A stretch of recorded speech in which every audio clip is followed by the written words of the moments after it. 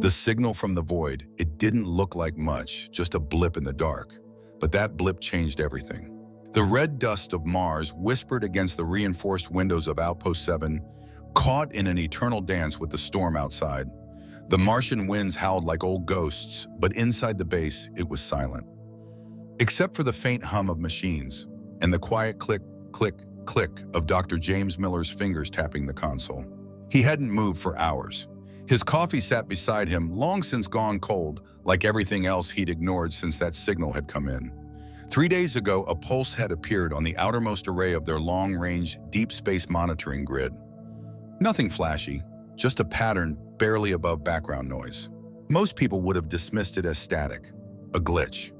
Even the AI had hesitated before flagging it. But James had learned a long time ago that space didn't make noise for no reason. Tommy called, voice low but sharp. Across the room, Dr. Tom West, slouched in a chair with a data tablet resting on his chest, jerked awake. What did we get an update? James didn't look at him. His eyes were glued to the monitor. You need to see this. Tom groaned, dragging himself over. He blinked at the screen, trying to make sense of the squiggly waveforms. How many variations are we looking at now? He asked, squinting. 342, James replied, flipping to a new overlay. Each one slightly different. Different frequency modulation syntax. But structurally, they're all the same. Someone or something wanted to make sure we understood it. Tom's eyebrows rose. Is it a greeting? James shook his head. He pulled up another screen, this one containing the latest translation. A few lines of clean, human-readable English stared back at them, their meaning simple but chilling. Help us. You are our only hope. Tom leaned in, all sleep. Gone now. No way. No. This has to be a prank. From who? James asked. We're 200 million miles from the nearest frat house. Tom stared. Okay, but why us? We're not even a Type 1 civilization. Hell, we're still arguing about climate change and social media algorithms. James looked over, eyes darker than usual. That's what scares me, he said. Before Tom could respond, the room was bathed in red. The emergency lights flashed. A second signal, stronger, more intense. The base AI chimed in calmly. New transmission detected. Signal strength at 400%. Base command requesting immediate status update. James's heart hammered as he slammed the comms button. This is Dr. James Miller, Outpost 7. Confirmed second contact. Signal is authentic, encoded in over 300 verified communication structures. Message content is consistent with prior transmission, but with new data. He paused, reading the translation. They say they chose us specifically because we are different, because we are stronger. There was a long silence, and then the real storm began. By hour 4, the UN Space Emergency Response Council was en route. By hour 6, 2 military transports landed outside Outpost 7 in the middle of a Martian dust cyclone. Men and women in pressure suits disembarked, fighting against the gale, moving like shadows across red sand. Inside, James and Tom kept decoding. Each new layer of the message peeled back a deeper truth about the ones who sent it and about how long they've been watching. They call Earth in Ultra Death World Plus, James muttered, pointing to the alien database entries they decoded. In their classification system, it's off the charts. Tom's brows drew together. But Earth is perfect for us. Exactly, James said, smiling grimly. For us. That's when it clicked. All the things that made Earth home, its gravity, atmospheric pressure, wild weather, swings, biological chaos, predatory ecosystems, were absolute nightmares to every other species in the galaxy. What was comfortable for us was lethal to them. Even our bacteria were weapons of mass destruction. They've been watching us for centuries, James whispered, and they've realized something terrifying. Tom blinked. What? That monsters don't always come from black holes or genetic labs. He pointed to the screen. Sometimes they evolve on Earth. Outside, another ship landed, kicking up dust like an angry god. Inside, the countdown had begun. The alien signal wasn't just a distress beacon. It was a challenge, a test, a cry for help. The galaxy was in trouble. And it had just called in humanity, not as diplomats, not as explorers, but as the last thing standing between survival and annihilation. James sipped the cold coffee, wincing. We drink acid for fun, he muttered. No wonder they're terrified. Tom stared at him. Excuse me? Coffee, James said, smirking. They mentioned our stomach acids in the message. A pause. Tom burst out laughing. We're not ambassadors. We're freaking biochemical nightmares. And for the first time in hours, James grinned. Exactly. The Death World revelation. We always thought we were average. Turns out we were forged in fire. The chamber inside UN headquarters, Geneva, had never been this full. Generals, admirals, scientists, world leaders, everyone had the same stunned look on their faces. 1,000 rumors buzzed like flies, but one truth hung in the air, thick and undeniable.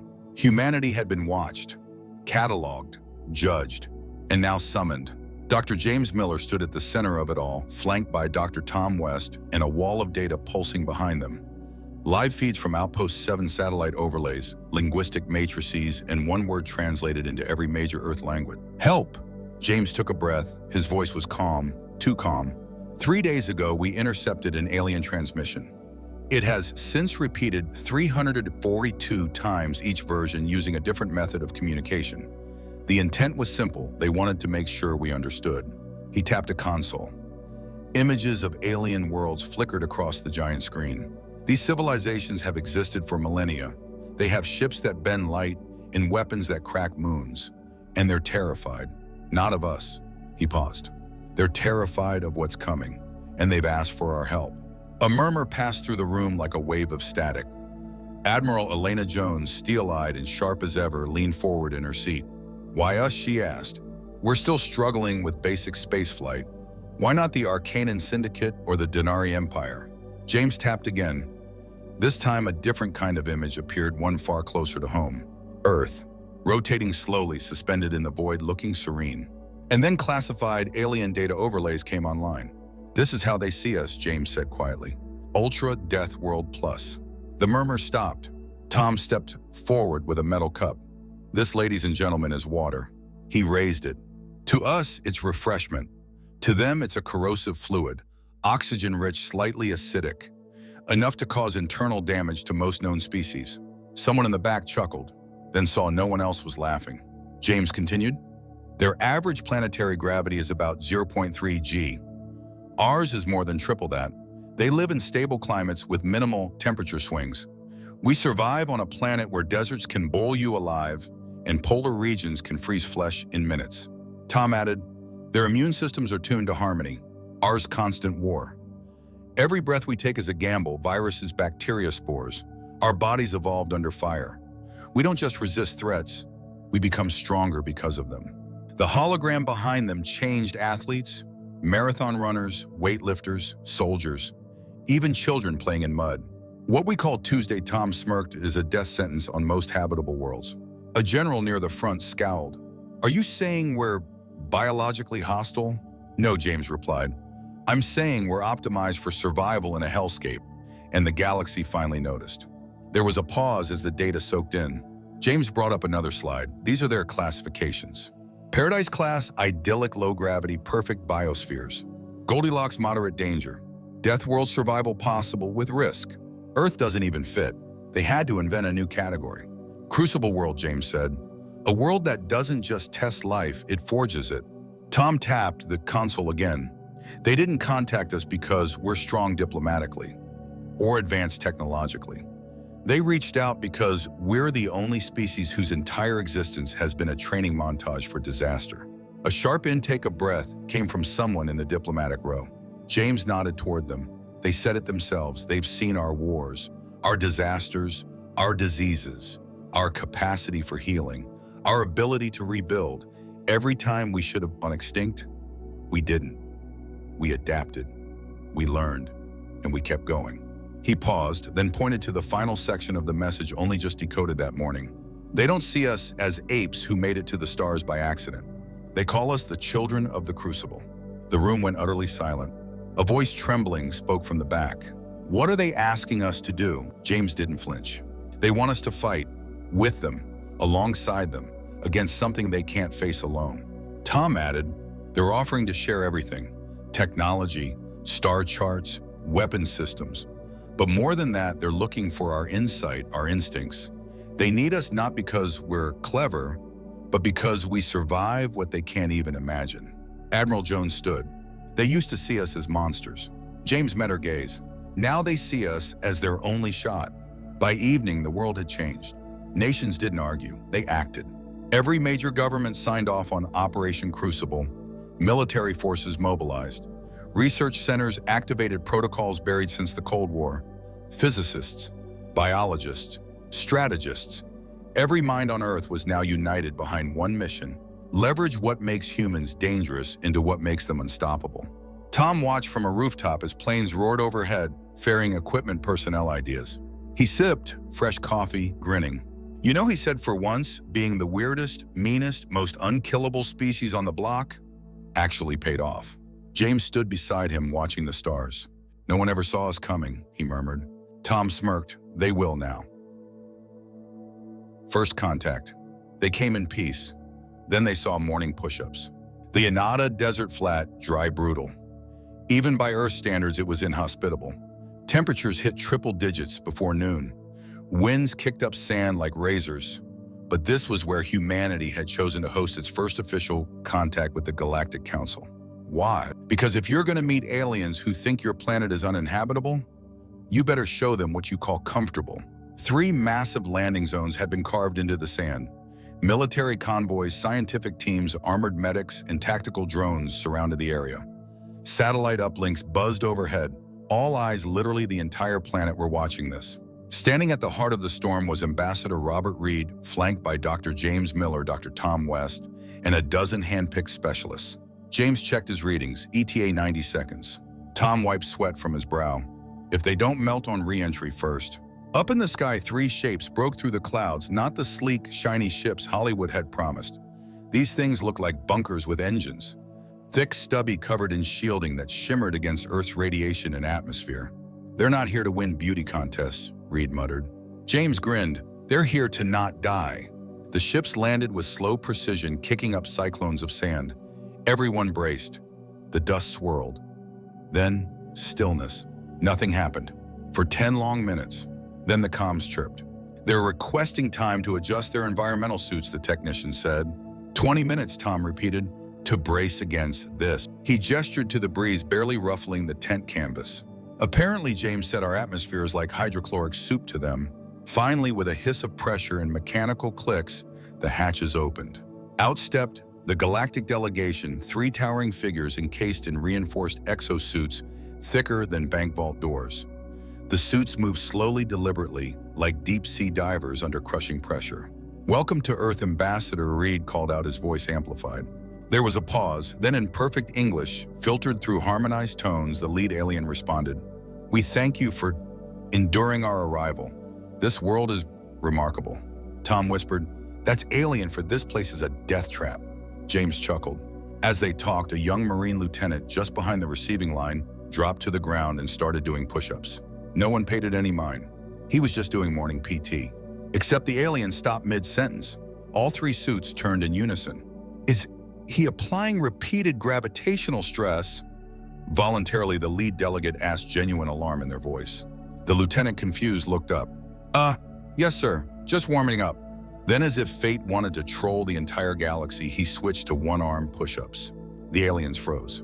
Their suits emitted rapid musical tones, which James's translator interpreted as something between horror and respect. Your juveniles trained under gravitational strain we consider lethal, Delegate Second whispered. He's 22, Tom offered. The aliens recalibrated their expectations on the spot. Reed, ever the diplomat, smoothly transitioned. Perhaps we should move the conversation to our climate-controlled facility. We've prepared a pressure-adapted chamber for your comfort. They agreed instantly. Their steps remained slow and cautious despite the bulky suit's strength.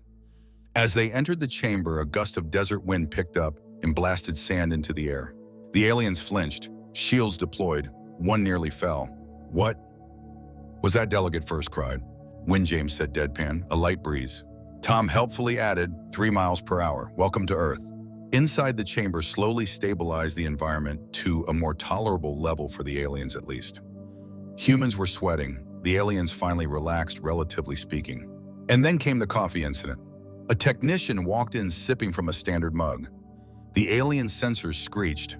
Biohazard warnings flashed. Is that acidic liquid for ingestion? Delegate Third asked. Yeah, the tech said, taking another sip. It's called coffee. Silence.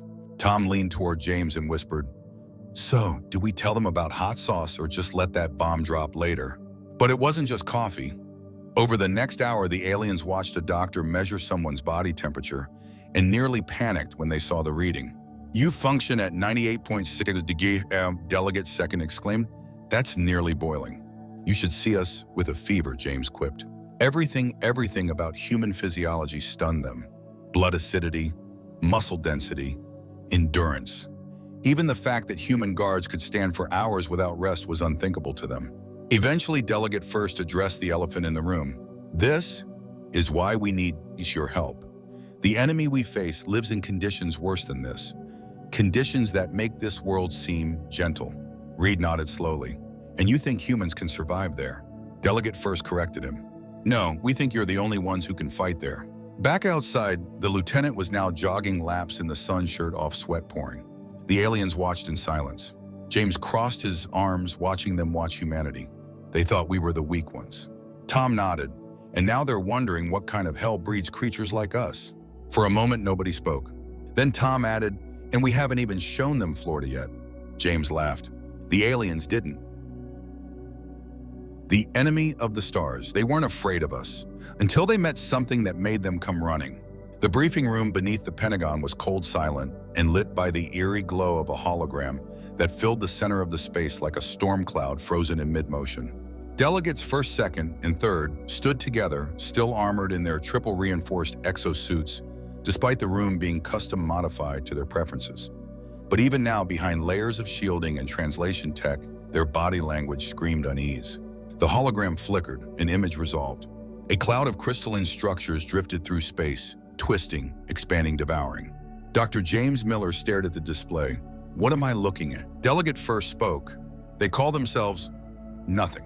We call them the Dores, and they do not speak." The image zoomed in. Thousands, no millions of razor-sharp crystal constructs moved like a swarm. They didn't shimmer like glass. They pulsed. Alive. Growing. Consuming. "They're not biological," General Elena Jones asked, narrowing her eyes. Delegate Second responded, "Not in any traditional sense. Silicon-based, self-replicating, evolved in the collapsing core of a dying star." Tom leaned forward. "So, they're not just heat-resistant." "No," Delegate Third replied solemnly. "They require it. Radiation, pressure, heat. The things that kill most life feed them." The hologram shifted. A peaceful alien world appeared, lush forest, blue oceans. Then came the swarm. Within hours, the planet was nothing but a scorched, lifeless crystal shell. Delegate First's voice wavered. "They do not negotiate, do not pause, do not retreat. They strip a world to its elements. They break physics as we understand it." James whispered, "How hot is it inside the swarm?" Delegate Second checked their suit controls. "Approximately 1,500 degrees Celsius. The pressure is equivalent to the center of your deepest oceans. Radiation levels are lethal within seconds to any known species." "Except us," Tom murmured. James shot him a glance, then turned to the delegation. "So what did your weapons do?" Delegate Third hesitated. "Nothing." A stunned silence fell. Delegate First explained, "Our technology depends on stable environments. Clean air, predictable physics. Energy weapons dissipate in their field. Projectiles melt. Our drones are crushed before they transmit a signal." Admiral Jones stood, pointing to the crystalline patterns on the hologram. "These formations, they look like something I've seen before." Tom pulled up samples from Death Valley. Seconds later, the side screen lit up. Side by side, the alien crystals and Earth's extreme environment mineral formations were shockingly similar. James blinked. "It's like they're the nightmare version of our desert geology." Delegate First turned toward him, "And that is why we came." Tom pulled up a new feed. "Their structure, check this out. They grow in repeating geometric patterns. That's not random." He zoomed in. "Looks like an organic version of silicon computer chips." The alien suits beeped in surprise. "You see the architecture?" James asked. "Their growth isn't just biological. It's tactical, designed for energy distribution, storage, defense." General Jones leaned in. "Has anyone tried disrupting that pattern, like interrupting a processor?" Delegate Second replied, "We can't get close enough to study it. Our tech fails before contact." "But ours doesn't," Tom said. Silence. Then James stepped up. "We've got pressure chambers rated for volcanic testing, radiation shielding from nuclear subs. We've handled higher temps in lab accidents. Delegate Third whispered, you would study them up close. James shrugged. Why not Tuesday's experiment, right? The aliens looked visibly shaken, as if they'd walked into the lion's den and just realized the lion raised its kids in lava pits. General Jones folded her arms. We'll need a plan, simulation, weapons testing, environmental adaptation. She glanced at the growing image of the swarm on the screen. How long until they reach the next inhabited system? 3 Earth months, Delegate First said gravely. James exhaled. Not much time. Tom leaned forward, but enough. That night, the labs in Nevada came alive. Human scientists, engineers, and military teams got to work. This wasn't theoretical science anymore. It was war prep.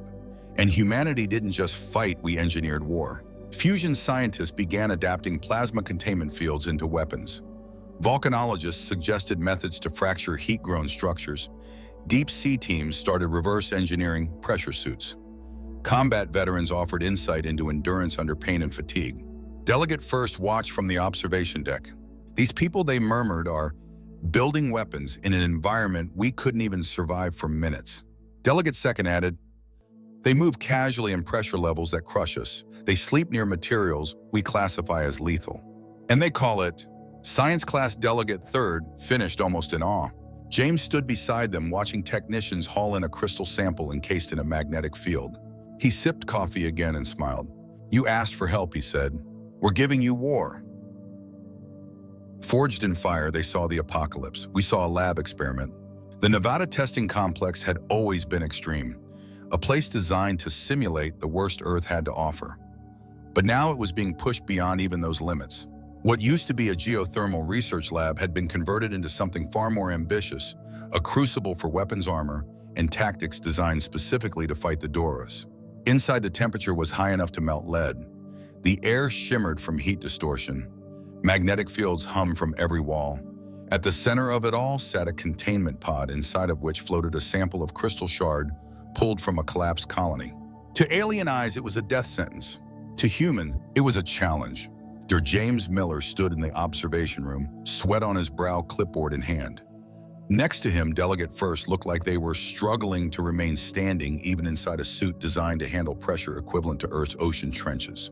Below, a man in a custom radiation suit adjusted a vibrational scanner. That's impossible, Delegate First whispered. He's 3 meters from a Doris shard. James didn't look away. That's Mike. He used to work inside active volcano chambers. Says this is easier, at least it's dry heat. As if on cue, Mike Rogers gave a thumbs up through the thick glass.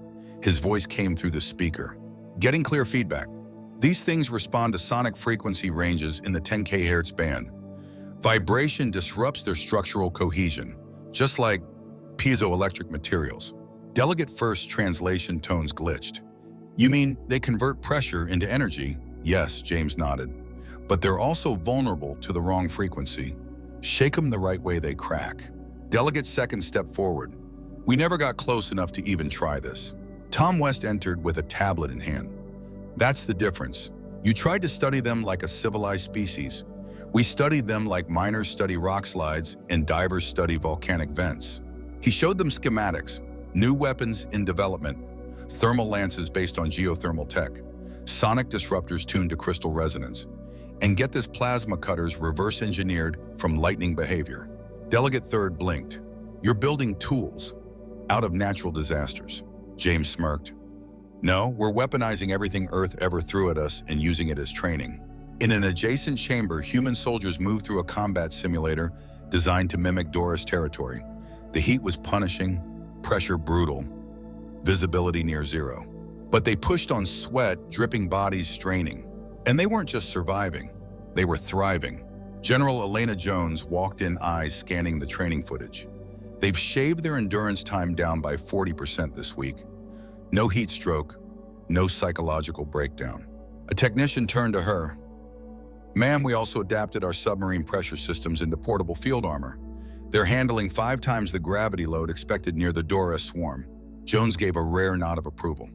Good, we don't need soldiers, we need firewalkers. Back in the science wing, biologists were running simulations. Earth's most extreme life forms, tardigrades, extremophiles, deep-sea bacteria were being analyzed and hybridized with nanotech. "We think we can coat armor with living bacterial layers," one of them explained. "They'll repair radiation damage on the fly."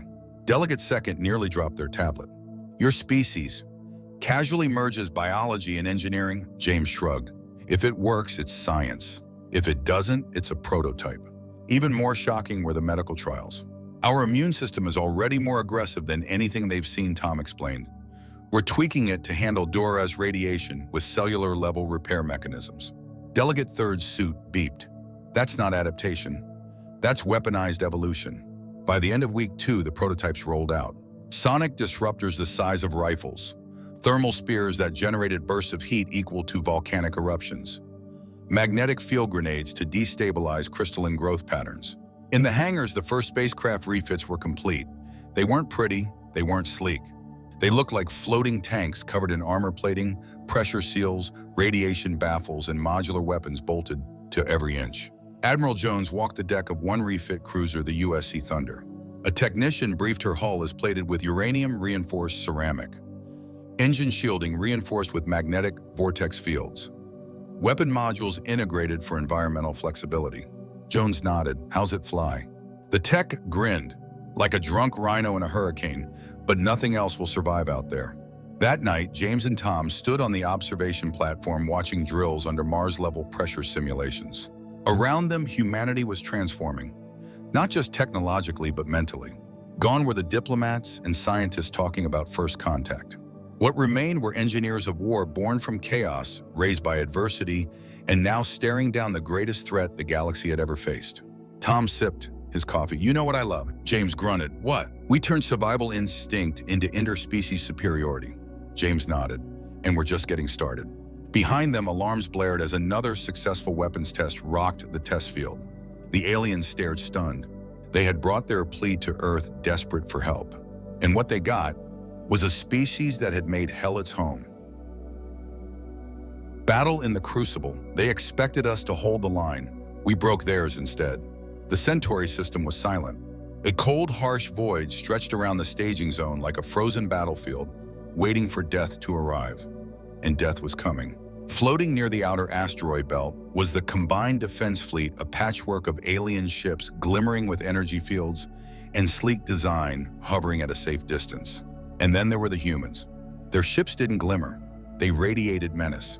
The USC Thunder, the UEG Hellborn, the Terran Bastion.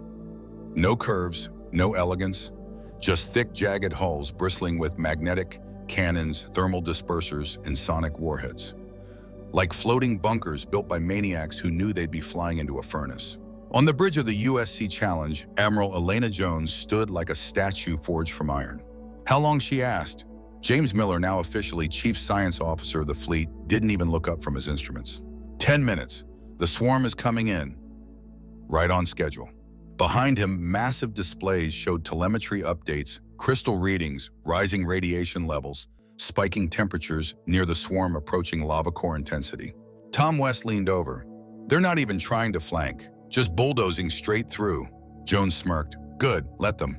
She turned to the intercom. "All ships battle stations. This is not a drill." Around the fleet, alarms howled. Lights dimmed to red. Soldiers strapped in. Engineers secured last-minute systems. Pilots sealed their suits. And the Doris came. From the blackness, a glittering storm emerged. Thousands of crystalline organisms moving in perfect mathematical harmony. They didn't fly. They drifted with purpose, absorbing radiation and heat from every nearby celestial body. They pulsed like a living circuit board, and everywhere they went, physics warped. The alien ships, watching from a distance, hesitated. No one had ever faced the Doras head-on before. Until now. The first blast came without warning, a superheated plasma surge that would have vaporized most shielding systems. It hit the USC Thunder broadside. "Damage report," Jones barked. "Minimal," came the calm reply. "Outer hull at 92%, internal systems stable." Jones allowed herself a tight smile. "Our hull plating was tested in the Chernobyl 3 simulator. That was cute." Then she turned to comms. "All teams execute battle plan Desert Storm. Let's see if these crystal bastards can handle Earth-style chaos." The fleet split into 3 groups. Group 1 moved in fast, activating sonic disruptors calibrated to crack crystal integrity. The Dioras immediately reacted, vibrating, distorting, but not shattering. Yet. Group 2 swept in behind using magnetic inversion pulses to scramble their structural growth. The swarm faltered. Its cohesion began to splinter. James watched the data. They're adapting, trying to reroute stress, but they've never had to deal with us. Group 3. Jones's hammer moved in last. Thermal Lance's arm targeted with precision. Launch now, Jones said. The space around the Doras erupted in a wave of superheated shock, timed perfectly with sonic booms. The result? Fractures, explosions, shards of silicon drifting like broken glass. Tom whooped over the comms. We cracked them, just like desert rocks after rain. James grinned, geology for the win, but the doors weren't done. One swarm vector broke through, surrounding the UEG Thunder. Its hull screamed under the pressure. Temperatures rose to 2,000 degrees. Thunder is taking heavy damage, a voice called. Then came the calm reply. Thunder actual here. Activating secondary systems. On screen, the ship absorbed the heat surge, converting it into a directed plasma cannon that blasted straight through the Doras' flank. James blinked. They're using lightning logic, redirecting energy flow like Earth's storms.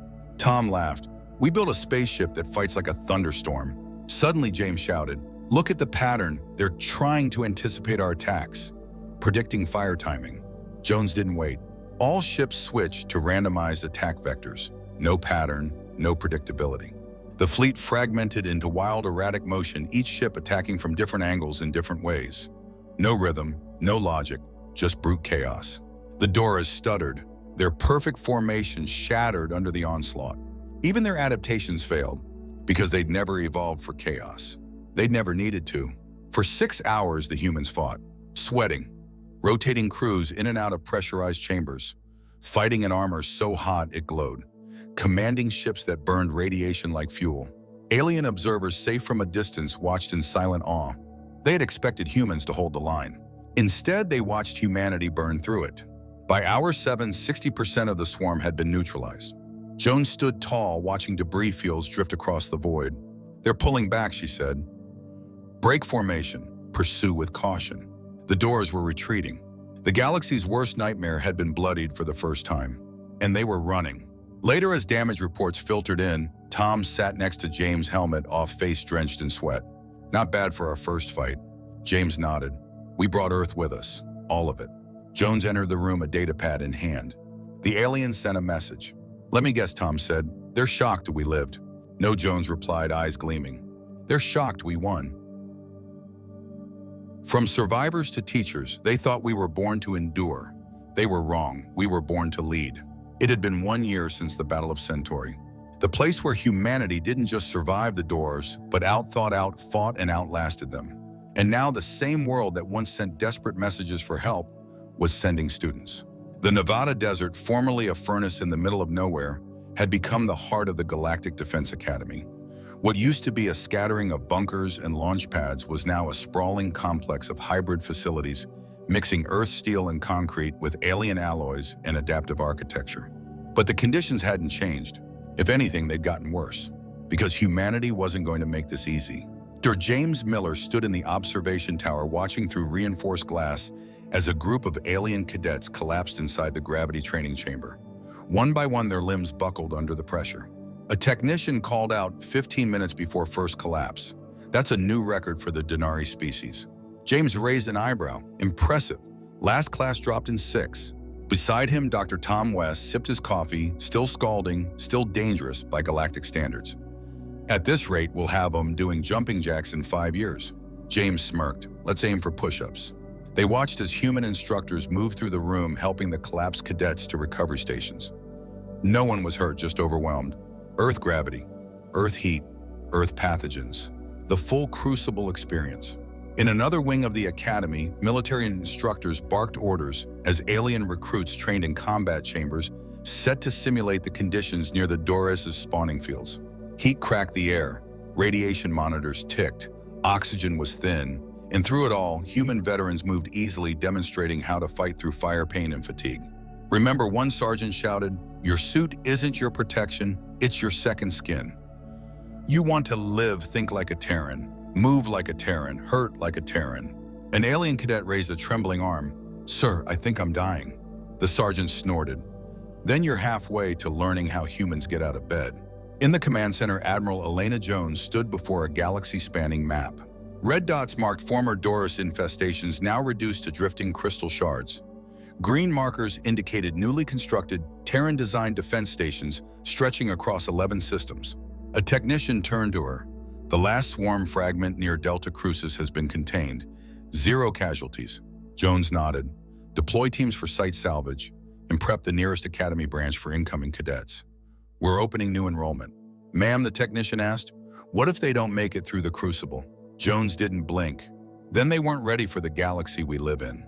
In the genetics lab, human scientists stood side by side with alien researchers analyzing cellular repair protocols derived from human DNA. Tom tapped a tablet. Our mitochondria handle radiation better than anything they have ever seen. The new enhancement sequence should let Denari medics function inside reactor fields. A Denari researcher blinked. Voluntary genetic modification using human code. Do you understand what that means for us? Yes, James said from across the room. It means your kids might be able to drink coffee someday. They both chuckled, but it wasn't a joke. Across the galaxy, species were voluntarily incorporating Terran traits into their biology, not to become human, but to survive like one. Out in the alien biomes surrounding the Academy, research teams were exploring environments previously considered uninhabitable. Arctic ice samples, deep-sea vent cores, and volcanic rock strata, all of them had yielded technological revolutions. Because what humans once took for granted, climate's creatures' chemistry were proving to be gold mines of survival knowledge. Delegate First now, without their bulky environmental suit, toured the Academy alongside James and Jones. You've done more in 1 year than our council achieved in a decade, they said. Jones shrugged. We've had a lot of practice. They stopped in front of a towering mural etched into the side of the Academy's central training tower. It depicted a Terran soldier, half-burned suit, scarred, kneeling to help a young alien stand. Below it, words in dozens of languages. The Crucible burns, the strong rise. Delegate First turned. There is one final decision left. Jones raised an eyebrow. Let me guess, Earth's classification. Yes, Delegate First nodded. Effective immediately, Earth is no longer categorized as an ultra-death world. James tilted his head. What now, Paradise? Delegate First smiled genuinely this time. Crucible world. A place that forges life not to endure, but to lead. That night under the stars, the training fields glowed with floodlights.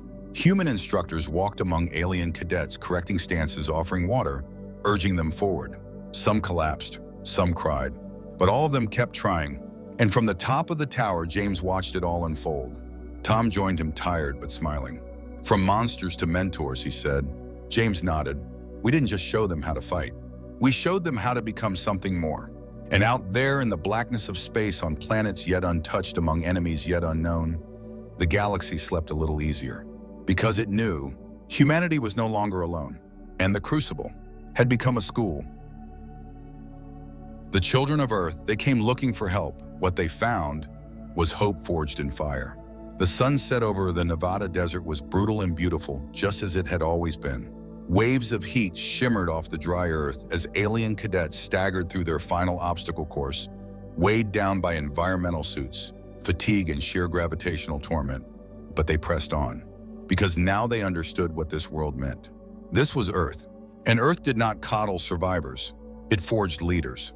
In the Academy's command center, Admiral Elena Jones, Dr. James Miller, and Dr. Tom West stood in front of a central hologram, a galactic map now glowing with new green markers.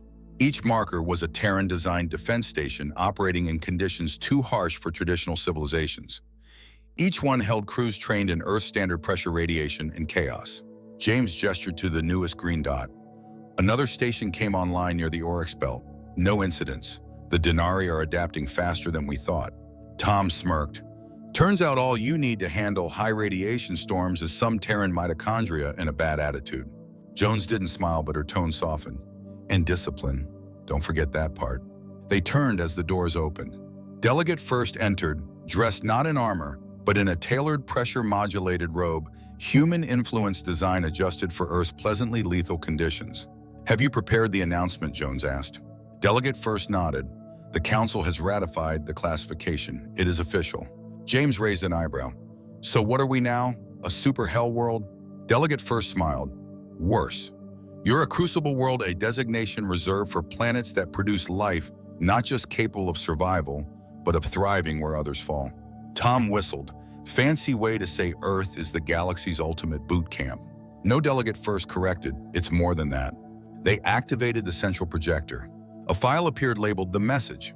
The hologram glowed as the original signal that started it all played once more, translated now into perfect Terran English.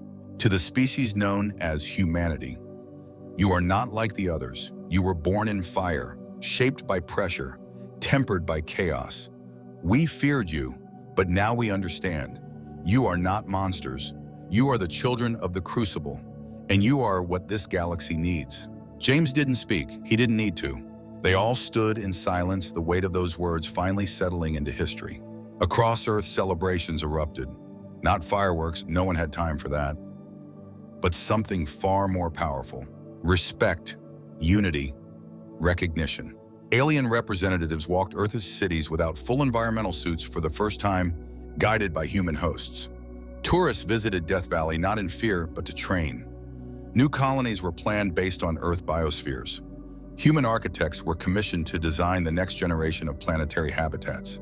Because suddenly, the galaxy didn't just want to be saved by humanity. It wanted to learn from them. In the Nevada Academy courtyard, young cadets of multiple species finished night training. The lights buzzed overhead.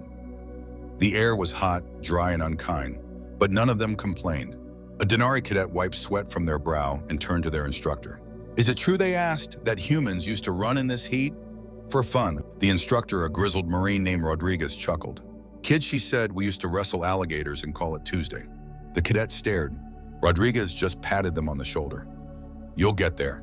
In a private lab, human and alien biotechnologists finalized a breakthrough, a modular environmental suit based on Terran submarine gear, designed to let non-human species survive Dora's space conditions for longer durations.